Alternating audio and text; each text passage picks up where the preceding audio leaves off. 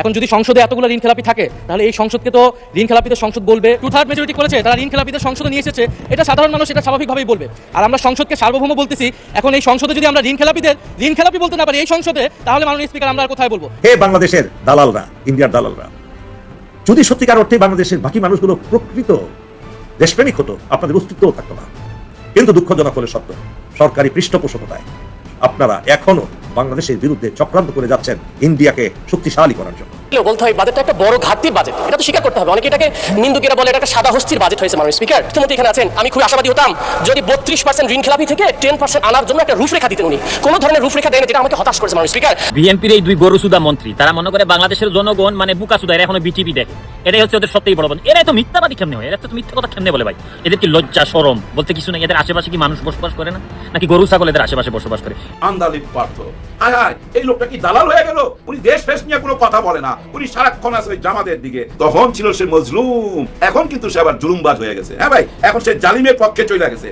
সরকারের কার্যকর উদ্যোগ নেই, সরকার ব্যর্থ, চারিদিকে বাংলাদেশের মান সম্মানের 12টা বেজে যাচ্ছে।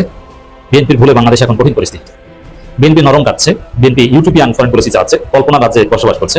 ব্রেকিং নিউজ, বাংলাদেশে আধুনিক বিশ্বমানের হাসপাতাল তৈরি করতে ইরানকে প্রস্তাব দিয়েছে বাংলাদেশ জামাত ইসলামী।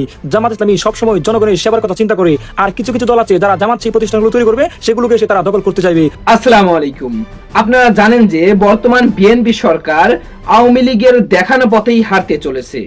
তারা সরকার গঠনের পরপরই বাংলাদেশের যত বড় বড় প্রতিষ্ঠান আছে সেগুলো দখলের চেষ্টা করে যাচ্ছে। শুধু তাই নয়, ইসলামী ব্যাংক থেকে শুরু করে আদ্দিন হসপিটালের লাইসেন্স বাতিল, এবং এরপর শোনা যাচ্ছে তারা ইবনে সিনা দখলের চেষ্টা করে যাচ্ছে, যে কারণে তাদের বিরুদ্ধে মাঠে নামতে শুরু করেছে সাধারণ জনগণ। এবং কালকে নাহিদ ইসলাম সংসদে ঋণ খিলাপিকে নিয়ে এমন একটি মন্তব্য করে, যে মন্তব্যের কারণে তখনই সংসদে তোলপাড় সৃষ্টি হয়ে যায়। ভিডিওর শুরুতেই আপনারা এ সংক্রান্তই বেশ কিছু ভিডিওর অংশ বিশেষ ইতিমধ্যেই দেখেছেন। মূলত আজকের এই ভিডিওটিতে সেই সকল ভিডিওর বিস্তারিত আলোচনা দেখতে পারবেন। ভিডিওর শুরুতে যে সকল ভিডিও দেখেছেন তা থেকে হয়তো ইতিমধ্যেই আন্দাজ করতে পেরেছেন আজকের এই ভিডিওটি কতটুকু গুরুত্বপূর্ণ হতে চলেছে। অতএব চলুন কথা না বাড়িয়ে একটি লাইক দিয়ে সম্পূর্ণ ভিডিওটি দেখে আসি। আর গতকাল পয়েন্ট অফ অর্ডারে দাঁড়িয়ে বিরোধী দলীয় চিফ হুইপ নাহিদ ইসলাম কথা বলছিলেন বাংলাদেশে ঋণ খেলাপিদের অবস্থা নিয়ে। সংসদে যারা আছেন সংসদ সদস্যদের যে ঋণ খেলাপি অবস্থা সেইটি নিয়ে কথা বলছিলেন। তো এরই কাউন্টার দেবার চেষ্টা করছিলেন স্বরাষ্ট্রমন্ত্রী সালাউদ্দিন আহমেদ। তো সালাউদ্দিন আহমেদ বাকপটু মানুষ, কথার মার পেছে অনেক কিছুই তিনি বলতে পারেন, সবসময় তা করছেন, আমরা দেখতে পাচ্ছি। তো প্রিয় দর্শক শ্রোতা, নাহিদ ইসলাম দাবি করছিলেন যে যারা এই সংসদে 2/3 মেজরিটি নিয়ে এসেছে, 2/3 যাদের সংখ্যাগরিষ্ঠতা আছে, তারাই জাতীয় সংসদে ঋণ খেলাপিদের নিয়ে এসেছে, তাই এই দায় তাদের নিতে হবে, আর সাধারণ মানুষ তাদেরকে ঋণ খেলাপি বলবে। সো এটি থেকে রেহাই পাবার কোনো সুযোগ নেই। তো এবং শুধু তাই না, তিনি বলেছেন যে এই মহান জাতীয় সংসদে, সার্বভৌম সংসদে যদি ঋণ খেলাপিদের নিয়ে কথা বলতে না পারি তাহলে কোথায় গিয়ে কথা বলতে পারবো? তাহলে সংসদের সার্বভৌমত্ব কোথায় থাকে? আর তিনি অতীতের কথা রেফার করে সেটিও বলেছেন যে প্রথম অধিবেশনের প্রথম কার্য দিবসেও তিনি এই বিষয়ে কথা বলেছিলেন। সো প্রিয় দর্শক শ্রোতা, স্বতন্ত্র সংসদ সদস্য রুমিন ফারহানাও কিন্তু এটি নিয়ে কথা বলেছিলেন। তো সম্ভবত রুমিন ফারহানার আলোচনার প্রেক্ষাপটেই নাহিদ ইসলাম এমপি এই আলোচনার সামনে এগিয়ে নেবার চেষ্টা করছিলেন। তো স্বরাষ্ট্রমন্ত্রী সালাউদ্দিন আহমেদ কাউন্টার করবার চেষ্টা করলেন। তিনি আইনের মার পেঁচে বলবার চেষ্টা করলেন এই সংসদে কেউ ঋণ খেলাপি নেই, ঋণগ্রস্ত থাকতে পারেন অনেকেই। তো এই প্রসঙ্গে একটি ছোট্ট বিষয় মনে পড়ে গেল। মার্কিন যুক্তরাষ্ট্রে কিংবা ইউরোপের বিভিন্ন দেশে, পশ্চিমী দুনিয়ায় স্কুলে বাচ্চারা কোনো অপরাধ করলে, বাচ্চারা মিথ্যে বললে, বাচ্চাদের বলা হয় না যে you are telling a lie or you are lying, এই কথা তাদেরকে বলা হয় না। তাদেরকে বলা হয় you are not telling the truth, তুমি সত্য বলছো না, সত্য কথাটি বলো, যা সত্যি তাই বলো, কিন্তু বলা হয় না তুমি মিথ্যে বলছো। কিন্তু তাই বলে কি সেটি আসলে বদলে যায়? এটি ভাষার মারপেচ। তুমি সত্য বলছো না মানে কিন্তু তুমি মিথ্যে বলছো। তো বিষয়টি অনেকটা এরকম। সালাউদ্দিন আহমেদ বলবার চেষ্টা করলেন ঋণগ্রস্ত থাকতে পারেন সংসদ সদস্যদের কেউ কেউ এই সংসদে, তবে তারা কেউ ঋণ খেলাপি নন। তিনি একজন লয়ারও, নিশ্চয়ই আপনাদের অনেকে জানা আছে। সো আইনের মারপেচে তিনি বলবার চেষ্টা করলেন গণপ্রতিনিধিত্ব আদেশ কিংবা আরপিও, যেটাকে আমরা বলি representation of the public order, সেই বিধি মোতাবেক কোনো ঋণ খেলাপি সংসদ সদস্য হতে পারেন না।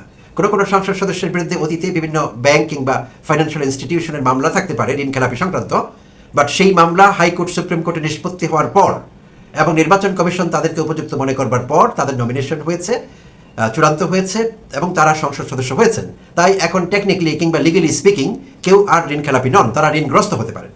সো এই ব্যাখ্যা এবং এই ডিফেন্স নেবার চেষ্টা করেছেন সেই যুক্তরাষ্ট্র কিংবা ইউরোপের বিভিন্ন দেশের স্কুলের শিক্ষকরা বাচ্চাদের সঙ্গে যেই গিমিকটি করে থাকেন যেই ভাষায়, ঠিক একই স্টাইলে সালাউদ্দিন আহমেদ এগোচ্ছিলেন। সো বেশ মজার ছিল বিষয়টি, প্রিয় দর্শক শ্রোতা। সো এখন কথা হলো বাস্তবতা কি, টিআইবি কি বলে, ট্রান্সপারেন্সি ইন্টারন্যাশনাল বাংলাদেশ, দুর্নীতি বিরোধী এই বিশ্ব সংস্থাটি কিন্তু আমাদের জানিয়ে দিয়েছে এই সংসদে কত পার্সেন্ট সংসদ সদস্য ঋণ খেলাপি ছিলেন। সেই সংখ্যা কিন্তু 60%। আচ্ছা, এখন কথা হলো, হ্যাঁ সালাউদ্দিন আহমেদ টেকনিক্যালি ঠিকই বলেছেন, এই মুহূর্তে তারা ঋণ খেলাপি নন, তারা ঋণগ্রস্ত। পার্থক্য কি আছে এই দুটোতে? এবং আমাদের তো এই আশঙ্কা থেকেই যাচ্ছে, প্রিয় দর্শক শ্রোতা, যে এই সংসদ সদস্যরাই আগামী 5 বছর বিএনপি ক্ষমতায় থাকলে তারা ক্ষমতার প্রভাব বলয় ব্যবহার করে যাদের এখন 100 কোটি টাকা ঋণ আছে, তারা সেই ঋণকে 1000 কোটি টাকায় নিয়ে যাবেন না? কিছু ব্যাংকে তারা আবার খোকলা করবেন না? তারা তো আগে করেছেন। বিএনপি কি ধোয়া তুলসী পাতা ছিল? বিএনপির সরকার আগে আমরা দেখেছি। তখন কি এই দেশে ঋণ খেলাপি তৈরি হয়নি? হয়েছে। তখন কি ব্যাংকক্রাফট হয়নি লোকেরা? হয়েছে। তখন কি ব্যবসা করবার নামে ব্যাংকের টাকা বিদেশে পাচার করা হয়নি? হয়েছে। সব কিছু হয়েছে। আওয়ামী আমলে যতগুলো অপরাধ হয়েছে, যা কিছু আমরা চিন্তা করতে পারি, এই সবগুলো অপরাধ কম বেশি বিএনপি আমলে হয়েছে। তবে বিএনপি সরকারগুলো সেই অপরাধগুলো করেছে খুচরা, অ্যাট রিটেল রেট। আর আওয়ামী লীগ কিংবা শেখ হাসিনা সেই অপরাধগুলো করেছে পাইকারি হারে কিংবা হোলসেল রেটে। পার্থক্য এটুকুই, এর বেশি কোনো পার্থক্য নেই।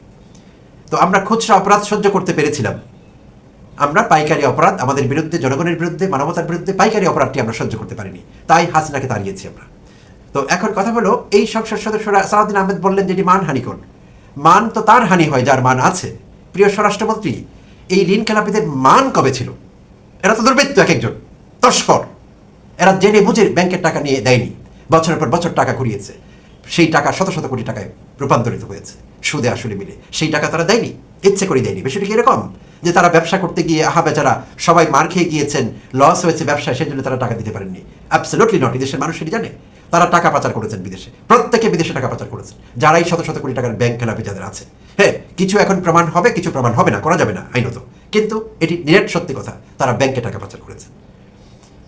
তো এখন এতে কোনো সন্দেহ নেই। তাই ওই ইজ্জত আলীদের কথা আমাদের বলে লাভ নেই। ইজ্জত আলী তাকেই বলা হয় যার ইজ্জত আছে, মানহানি তার হয় যার মান আছে। কার মানহানি হবে বলে আপনি আশঙ্কা করছেন? এই দেশের মানুষ তাদেরকে শ্রদ্ধার চোখে দেখেন। হ্যাঁ, আপনার দল বিএনপি নিরঙ্কুশ সংখ্যাগরিষ্ঠতা পেয়েছে, আপনারা বলতে পারেন আমরা 51% ভোটে জিতে এখানে এসেছি, এগুলো সব ঠিক আছে। বাংলাদেশে 18-20 কোটি মানুষের মধ্যে 51% ভোট আপনারা পেয়েছেন, তাহলে আরো অনেক ভোট আপনারা পাননি। কোটি কোটি লোক আপনাদের ভোট দেয়নি। কেন দেয়নি? কারণ তারা আপনাদের এই পরিস্থিতি জানতেন। তারা ঘৃণা করে প্রত্যাখ্যান করেছে, আপনাদের ভোট দেয়নি। আপনাদের নেতাকর্মীরা আপনাদের ভোট দিয়েছে, ঠিক আছে। তারা হালুয়া রুটির ভাগ পাবে, তৃণমূলে পাবে না অনেকেই, যারা নেতৃস্থানীয় আছেন তারা পাবেন। সো তারা ভোট দিয়ে আপনাদের জিতিয়ে এনেছেন, এটি তো স্বাভাবিক। এতে অবাক হওয়ার কি আছে? এটি তো গণতন্ত্রের প্র্যাকটিস। পছন্দ না হলেও প্রার্থীকে জেতাতে হয়, ভোট দিতে হয়, দেয়া যায়, এবং ভোট পেলে তিনি নির্বাচিত হয়ে আসেন। গণতন্ত্রের ফলগুলোর মধ্যে এটি তো একটি। তো যাই হোক, তারপরে গণতন্ত্র মানতেই হবে। তো সেই বিষয়ে আমাদের কোনো আপত্তি নেই, আপনারা মেজরিটি নিয়ে এসেছেন। কিন্তু ঋণ খেলাপিদের এইভাবে আপনি কথার মার পেঁচে রক্ষা করতে পারবেন না। এইসব করলে তারা উৎসাহিত হন, তারা আর এই ঋণ শোধ করবার কোনো চেষ্টা নেবেন না। এটি না করে স্বরাষ্ট্রমন্ত্রী হিসাবে সততা যদি নিজের মধ্যে থাকে, সৎ সাহস থাকে, সংসদে দাঁড়িয়ে বলুন যে আমার দলের যারা যারা ঋণ খেলাপি ছিলেন, আইনের মার পেঁচে আপনারা ঋণ খেলাপি অবস্থা থেকে ঋণগ্রস্ত অবস্থায় গিয়ে স্ট্যাটাস পরিবর্তন করে বিশেষ সুযোগে নমিনেশন পেয়ে এখন সংসদে এমপি হয়েছেন, ভালো কথা, এই পর্যন্ত সব ঠিক আছে। কিন্তু এখন দেশের স্বার্থে, জনগণের স্বার্থে, আল্লাহর বাস্তে ঋণগুলো দেওয়ার ব্যবস্থা করুন। কিভাবে দেবেন? রোডম্যাপ দিন। সাহস থাকলে কথা বলুন। আমি এই আহ্বান প্রধানমন্ত্রীকেও জানাবো। আপনার দলের ঋণগ্রস্ত সংসদ সদস্যদের বলুন, যাদের সকল ঋণগ্রস্ত বলছেন আপনারা, যারা আসলে ঋণ খেলাপি, তাদের বলুন ঋণগুলো শোধ করবার জন্য। আমরা দেখতে চাই একটি রোডম্যাপ ঘোষণা করতে বলুন, কবে, কিভাবে, কত বছরের মধ্যে এই ঋণ তারা শোধ করবে। আছে আপনাদের সেই সৎসাহস থাকলে আমাদের দেখান, আমরা দেখতে চাই। এটি না করে, আসল কাজ যেটি করণীয় যা সেটি না করে, সংসদে কথার ফুলঝুরিতে বাক্যের শব্দের মার পেঁচে আইনি কুটচালে আমাদের বোঝাবার চেষ্টা করবেন না। কারণ এই দেশের মানুষ এখন অনেক অনেক সচেতন, আপনারা ভাবতেই পারবেন না। আপনারা ঘুমোচ্ছেন যদি মনে করেন যে আপনারা কথার মার পেঁচে সব কিছু উড়িয়ে দিতে পারবেন। হবে না, এটি হবার নয়। আগে হয়েছে, এখন আর হয় না। জুলাই অভ্যুত্থান বাংলাদেশের মানুষকে অনেক অনেক বেশি অ্যাওয়্যার করেছে। হ্যাঁ, জুলাই অভ্যুত্থান বিশাল বড় অর্জন আমাদের এনে দিতে পারেনি, কারণ আমাদের বিপ্লব সমাপ্ত রয়ে গেছে। কেন বলছি বিপ্লব সমাপ্ত রয়ে গেছে? বিপ্লব যদি সমাপ্তই হতো, ঋণ খেলাপিরা কখনোই সংসদে যেতে পারতো না, এবং 60% তাদের সংসদ সদস্যদের এই লজ্জা আমাদের জাতি হিসেবে বহন করতে হতো না। কিন্তু এখন হচ্ছে, তার মানে বিপ্লব পুরোপুরি সফল হয়নি। তারপরেও যতটুকু অর্জন আছে জুলাই অভ্যুত্থানের, জুলাই আন্দোলনের, সেই অর্জনগুলোর মধ্যে এটি তো একটি দেশের মানুষকে পলিটিক্যালি অ্যাওয়্যার করেছে। এখন একজন চা বিক্রেতা, চায়ের দোকানের সাধারণ ক্রেতা, তারাও রাজনীতি নিয়ে কথা বলতে পারেন, তারাও বুঝেন, সংসদীয় কথা নিয়ে আলোচনা করেন, সব পর্যায়ে আলোচনা হয়। তাই আমাদের অন্ধকারে অনেক রেখেছেন আপনারা এতদিন, বছরের পর বছর, আর রাখা যাবে না। রাজনীতিবিদদের এখন সচেতন হতে হবে। জনগণ আর বোকা নেই, জনগণ ধরে ফেলবে বিষয়টি। হাসিনার সব ফাঁক ফোকর জনগণই ধরে ফেলেছিল, জনগণই তাদেরকে বহিষ্কার করেছে, বের করে দিয়েছে এই দেশ থেকে, পালিয়ে যেতে বাধ্য হয়েছে তারা, গোষ্ঠী সহ। তারা মসজিদের ইমামকে সহ নিয়ে গেছে, বাইতুল মাকারের মসজিদের ইমাম, হাসিনা রিক্রুট। তো এমন ঘটনা পৃথিবীতে আগে কখনো ঘটেনি। সো আমরা এমন আর নজিরবিহীন ঘটনা ভবিষ্যতে ঘটুক আমরা দেখতে চাই না, আমরা শুনতে চাই না। এগুলো আমাদের জন্য সম্মানের না। কিন্তু আপনারা যেভাবে চলছেন, কথার মার পেঁচে আমাদের বোকা বানাবার চেষ্টা করছেন, লিগাল ইন্টারপ্রিটেশন দিচ্ছেন, এইসব করলে কোনো লাভ হবে না। যা সত্যি তাই সত্যি, যে ঋণ খেলাপি সেই ঋণ খেলাপি, আপনি যেই ভাষায় তাকে বলুন না কেন, যে সত্য কথা বলছে না সে মিথ্যেই বলছে, এটি বাস্তবতা। তো এই বিষয়টি যত তাড়াতাড়ি আপনাদের বোধোদয়ের মধ্যে আসবে, আপনারা বুঝতে পারবেন, ততই আমাদের জন্য মঙ্গল হবে। আর সংসদে এগুলো বলে কোনো লাভ হবে না। স্বরাষ্ট্রমন্ত্রী এই মানহানিকর বক্তব্যের অংশ বিশেষ এক্সপান্স করবার কথা বলেছেন, কার্য বিবরণী থেকে বাদ দেবার কথা বলেছেন। তো ডেপুটি স্পিকার ছিলেন তখন ব্যারিস্টার কায়সার কামাল, গতকাল বিকেলের অধিবেশনে। তো তার সভাপতিত্বে সংসদীয় কার্যাবলী চলছিল, তো তিনি বলেছেন বিষয়টি দেখবেন। তো আমার মনে হয় না তিনি এমন একটি আনওয়াইজ কাজ করবেন। আপনি ঋণ খেলাপি বলবেন, এখানে এক্সপান্স করবার আছে কি? এটা ফালতু আলাপ। এই ফালতু আলাপ দয়া করে করবেন না, দয়া করে বন্ধ করুন এসব, যথেষ্ট হয়েছে। যেখানে দরকার সেখানে ডিফেন্ড করুন দলকে, এমপিদের, যেখানে দরকার নেই সেখানে ডিফেন্ড করবেন না। অপ্রয়োজনীয় আলাপ এগুলো, ফালতু বাহাস, এতে রাষ্ট্রের কিংবা দেশের কোনো উপকার হয় না, এটি সত্যি কথা। 5 অগস্টের পট পরিবর্তনের পর অনেকেই ভেবেছিলেন ইসলামী ব্যাংক বোধহয় তার পুরনো মালিকদের অর্থাৎ জামায়াতপন্থীদের হাতে পুরোপুরি ফিরে যাচ্ছে। কিন্তু 2026 সালের জুনে এসে সিন একদম উল্টো। জাতীয় সংসদে দাঁড়িয়ে স্বরাষ্ট্রমন্ত্রীর কড়া হুঁশিয়ারি, ইসলামী ব্যাংক মানেই জামাত নয়, নাবিল গ্রুপের 700 কোটি টাকার এলসি কেলেঙ্কারির ফাইল ওপেন হওয়া এবং ঠিক একই সময় আকিজ গ্রুপ সংশ্লিষ্ট 8 দিন হাসপাতালের লাইসেন্স বাতিল। আপাত দৃষ্টিতে এসব ঘটনাকে বিচ্ছিন্ন আইনি অ্যাকশন মনে হলেও এর পেছনে আছে গভীর রাজনৈতিক সমীকরণ। সরকারের কি কোনো গোপন উদ্দেশ্য আছে? পর্দার আড়ালে নতুন কোনো ডিল হচ্ছে? সরকারের এক ঢিলে অনেক পাখি মারার এই খেলায় বলির পাঠা হবে জামায়াত। গল্পের শুরু 2017 সালে। তৎকালীন আওয়ামী লীগ সরকারের প্রত্যক্ষ মদদে গোয়েন্দা সংস্থার সহায়তায় রাতারাতি ইসলামী ব্যাংকের নিয়ন্ত্রণ তুলে দেওয়া হয় চট্টগ্রামের এস আলম গ্রুপের হাতে। বাংলাদেশ ব্যাংকের ডেটা বলছে বেনামি 7টি কাগজি প্রতিষ্ঠানের মাধ্যমে এস আলম এই ব্যাংক থেকে প্রায় 73,000 কোটি টাকা স্রেফ লোপাট করেছে। কিন্তু বড় প্রশ্ন হলো, এস আলম কি শুধুই টাকাই লুট করেছিল, কিংবা এস আলম একাই কি কালপ্রিট? সরকার কেন এস আলমকে সহযোগিতা করেছিল? যেখানে এস আলম একসময় জামাত ঘনিষ্ঠ ছিল, মীর কাসেম আলীও তার পক্ষে কথা বলেছেন, সেই এস আলম হঠাৎ করে আওয়ামী লীগের হয়ে গেলেন কেন? এর পেছনে আওয়ামী লীগের ফান্ডের যোগান তো আছেই, সেই সাথে তৎকালীন সরকারের পক্ষে শক্তিশালী রাজনৈতিক ন্যারেটিভ তৈরি করেছিল এস আলম গ্রুপের মিডিয়া হাউসগুলো। বিশ্লেষকদের মতে কর্পোরেট জায়ান্টদের কোনো স্থায়ী রাজনৈতিক আদর্শ থাকে না, তাদের একমাত্র আদর্শ ক্ষমতা। এস আলম গ্রুপ একসময় বিএনপির সুবিধাভোগী ছিল, পরে আওয়ামী লীগের সুবিধাভোগী হয়েছে। এখন ক্ষমতার পট পরিবর্তনে তারা আবার নতুন লবিং শুরু করেছে বর্তমান প্রভাবশালীদের সাথে। কিন্তু এই পুরো কর্পোরেট ডিলে সবচেয়ে বড় রাজনৈতিক মার খাচ্ছে জামায়াত। কিভাবে? সে কথাই আলোচনা করব একটু পরে। তবে তার আগে আরো একটা চিত্র আপনাদের সামনে তুলে ধরতে চাই। আপনারা জানেন এরই মধ্যে সরকার নাবিল গ্রুপ এবং 8 দিন ফাউন্ডেশনেও হাত দিয়েছে। বাস্তবে এই দুই প্রতিষ্ঠানের সাথেও জামায়াতের সম্পর্ক অনেক গভীর।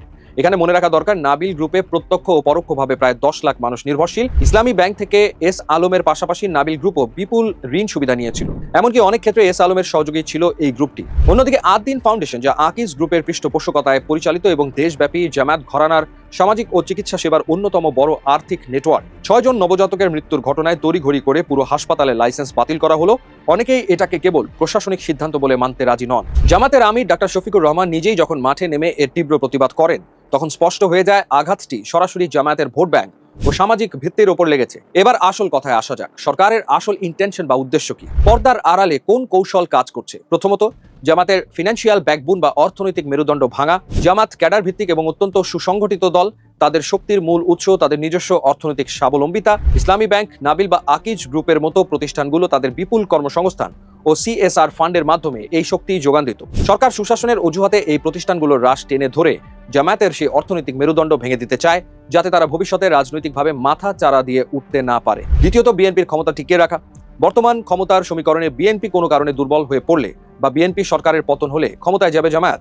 কারণ আওয়ামী লীগ এখনো সিনেই নাই। তাদের পক্ষে দল সংগঠিত করে নির্বাচনে জিতে ক্ষমতায় আসা এখনো সুদূর পরাহত। কাজে একমাত্র বিকল্প জামায়াত। এই অবস্থায় বিএনপির নীতি নির্ধারকরা কোনোভাবেই চান না জামাত এককভাবে আরো শক্তিশালী হয়ে উঠুক। ইসলামী ব্যাংকের নিয়ন্ত্রণ জামাতের হাতে ফিরে গেলে তারা যে অর্থনৈতিক ও রাজনৈতিক সুবিধা পাবে তা আগামী দিনের নির্বাচনী রাজনীতিতে অন্যদের জন্য বড় হুমকি হবে। তাই স্বরাষ্ট্রমন্ত্রী ও অর্থমন্ত্রীর বক্তব্য স্পষ্ট করে, ব্যাংকের নিয়ন্ত্রণ থাকবে রাষ্ট্রের হাতে, জামায়াতের হাতে নয়। তৃতীয়ত, কর্পোরেট স্বার্থ নিজেদের পক্ষে আনা। এস আলম বা নাবিল গ্রুপের মতো প্রতিষ্ঠানগুলোকে পুরোপুরি ধ্বংস করা সরকারের উদ্দেশ্য নয়, কারণ এতে লাখ লাখ মানুষ বেকার হবে এবং অর্থনীতি ধসে পড়বে। সরকারের আসল ইন্টেনশন হলো এই কর্পোরেটগুলোকে আইনি চাপের মুখে রেখে নিজেদের পক্ষে রাখা, যাতে এস আলম বা নাবিল গ্রুপ অতীতে যেভাবে আওয়ামী লীগের পক্ষে ন্যারেটিভ তৈরি করেছিল, এখন থেকে তারা বর্তমান শাসক গোষ্ঠী বা বিএনপির পক্ষে সেই একই কাজ করতে বাধ্য হয়। আগে যেমন বলেছি, এই ত্রিমুখী চাপের সবচেয়ে বড় বিপদ আসলে জামায়াতের। ইসলামী ব্যাংক, আদ-দ্বীন বা নাবিল গ্রুপের মতো প্রতিষ্ঠানগুলোতে নিয়ন্ত্রণ হারানোর ফলে জামায়াত আগামী কয়েক বছর তীব্র ফান্ডিং সংকটে পড়বে। তাদের কর্মী ধরে রাখা এবং দাতব্য কার্যক্রমের মাধ্যমে নতুন ভোট ব্যাংক তৈরি করা প্রায় অসম্ভব হয়ে পড়বে। দ্বিতীয়ত, যারা একসময় জামাতের পক্ষে টাকা ঢালতো বা জামায়াতের পক্ষে ন্যারেটিভ তৈরি করত, তারাই এখন সমঝোতায় বর্তমান সরকারের ও বিএনপির রাজনৈতিক লাইনে চলবে। আর তৃতীয় কারণটি সবচেয়ে ঝুঁকিপূর্ণ। সরকার নিশ্চয়ই নাবিল আর আদ-দ্বীনেই থেমে থাকবে না। এরপর পপুলার বা ইবনে সিনায় হাত দিলেও অবাক হওয়ার কিছু থাকবে না। দেশ জুড়ে জামায়াতের প্রতিষ্ঠানের অভাব নেই। এসব প্রতিষ্ঠান সব যে শতভাগ আইন মেনে তৈরি হয়েছে বা এখানে যেসব কাজ হয় তা দুধে ধোয়া তুলসী পাতা, এমনটা কেউ দাবি করতে পারবে না। কাজেই সরকার চাইলে আরো অনেক প্রতিষ্ঠানকে হুমকিতে রাখতে পারবে। একটা কথা বলে রাখা ভালো, দিন শেষে টাকাই সবচেয়ে গুরুত্বপূর্ণ। কেউ যখন দেখবে জামায়াত করার কারণে তার টাকা পয়সা চলে যাচ্ছে, তখন সে জামায়াত ছেড়ে সেই ধানের মাঠেই আশ্রয় নেবে, যা তার টাকা পয়সার সুরক্ষা দেবে। আগে যেমন তারা আওয়ামী লীগের নৌকাতে উঠেছিল। সুতরাং ইসলামী ব্যাংক, নাবিল গ্রুপ আর আদ-দ্বীনকে নিয়ে যে ঘটনা ঘটছে, এটা শুধু আইনি শুদ্ধি অভিযান নয়, এর সাথে রাজনীতির খেলাও আছে। আগামী দিনের ক্ষমতার সিংহাসন সুরক্ষিত রাখার দীর্ঘমেয়াদী মাস্টার প্ল্যান, যেখানে জামায়াতকে নিষিদ্ধ না করেও চাপে রাখা যাবে। কাজে ইসলামী ব্যাংক, নাবিল গ্রুপ বা আদ-দ্বীনের পরে সরকার কোন প্রতিষ্ঠানে পায়ের ছাপ ফেলে, সেটাই এখন। আমি আশা করছি সম্পূর্ণ ভিডিওটি দেখেছেন এবং এই ভিডিওর সাপেক্ষে আপনার কি মতামত সেটা অবশ্যই কমেন্ট বক্সে জানিয়ে যাবেন। ভিডিওটি ভালো লেগে থাকলে শেয়ার করতে ভুলবেন না। আমাদের এই চ্যানেলে নতুন হয়ে থাকলে চ্যানেলটি সাবস্ক্রাইব করে চ্যানেলের পাশে থাকবেন। আর যারা ইতিমধ্যেই চ্যানেলটি সাবস্ক্রাইব করেছেন তাদেরকে অসংখ্য ধন্যবাদ। দেখা হবে নতুন কোনো ভিডিও নিয়ে। ততক্ষণ সবাই সুস্থ থাকবেন। আল্লাহ হাফেজ।